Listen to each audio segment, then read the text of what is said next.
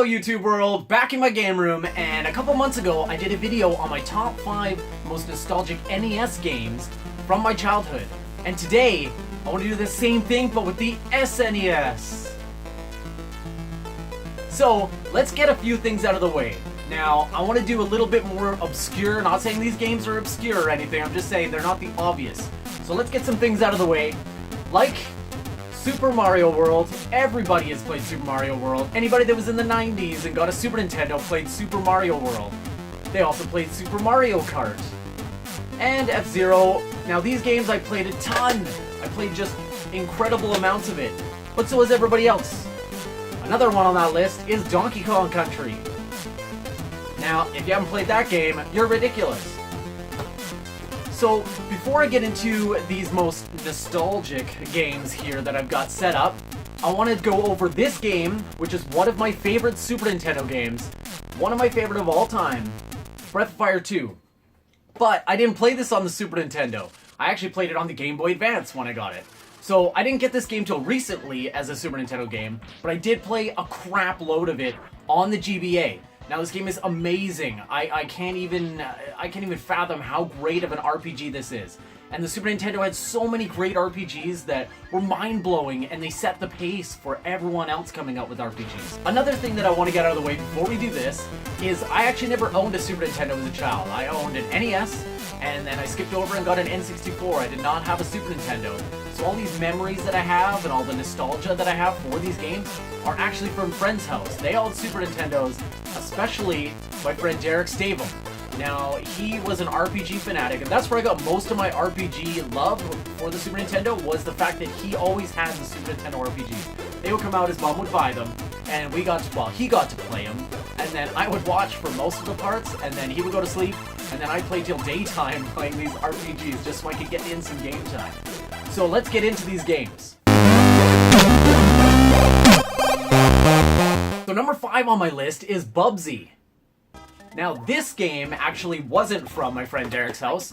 It was actually from when my parents would rent me a Super Nintendo on my birthday or on New Year's, and we'd always get Bubsy. I don't know what it was about Bubsy, but I had to have that game every single time. So we'd rent other games, but I don't even remember what those other games are. Only remember that it was Bubsy that we rented. And it's an awkward platformer, and I just have a ton of memories playing this game. Collecting yarn balls?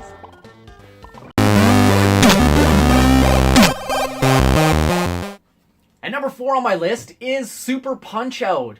Now this game is fantastic. I love the NES game, but this one, the graphics, the bosses were just so massive and so detailed. This game is hands down a classic, and it'll be a classic forever. Never get tired of playing this game. I used to play this game over and over and over at Derek's house. It's just fantastic. I can't say enough good things about it. I mean, there's not really a lot to talk about. It's just Punch-Out! You punch people. Number 3 on the list is definitely Uniracers. Now, this game is incredible. When we ever played 2-player games at Derek's house, this was the game we played. Hours and hours of the most simplistic gameplay, but whoever designed this game needs an award. This game is fantastic. You just ride not even ride a unicycle. You just drive a unicycle. You pick your color, you name it, and then you just play courses and you go back and forth. There's left and right and up and down and angled and loops, and you just go super, super fast, and you have to jump and do tricks to try to pass your other player. So every time my friend Derek won, he would actually throw the controller and go like this. It was, I don't know what it was, but he had to do it, and it was fantastic. Oh, I love this game.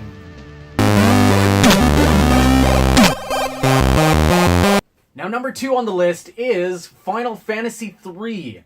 I didn't own this game as a kid, but Derek definitely owned this game, and I don't know how many hours it took him to beat this game, but I watched every single minute.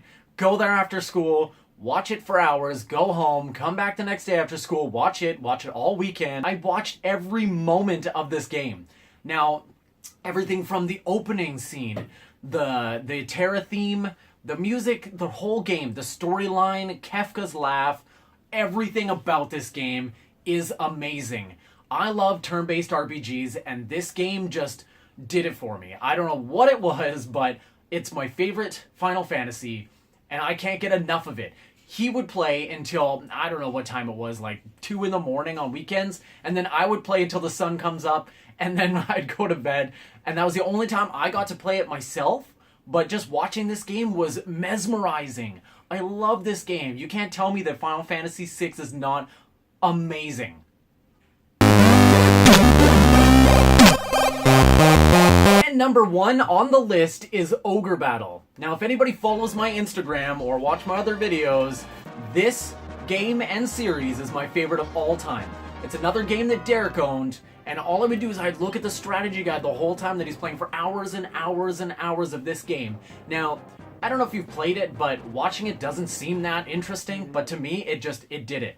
I don't know what it was. The art, the music, the fighting style, the tarot cards. I just love everything about this game. The different endings, the reputation, the different ways that you can play it, the different armies that you can build. I loved this game. Now, I didn't get it till later either. My uncle actually owned it, and when he was staying at my parents' house, I'd borrow it all the time and play it over and over and over. Like, I didn't even want to play any other games. I just wanted to play this game. It's fantastic. Now, if you haven't played this game, you seriously need to pick it up and play it. It is not your run-of-the-mill turn-based RPG. It's a strategy RPG. You don't control the characters. You control what the parties are and what they do. And if they're in the back, they do different attacks. If they're in the front, they do different attacks. Well, this game is amazing. I didn't own a copy myself until actually I moved to Vancouver after I graduated. And I got it from this was like, I don't know, 2001, 2002. And I picked this game up at a flea market in Vancouver, and it still cost me 50 bucks.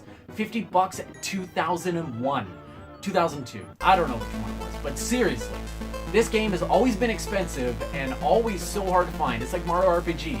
Now that game should be on my list too, but you can only pick 5, so that's what I chose. So there you have it, my top 5 most nostalgic SNES games from my childhood, which is kind of a weird video since I didn't own a Super Nintendo. But I want to thank Derek for opening up that window for me. Thanks, buddy. If you like RPGs, or you like nostalgia, you like Super Nintendo, give me a thumbs up. If you like, I don't know, Call of Duty, give me a thumbs down. And subscribe.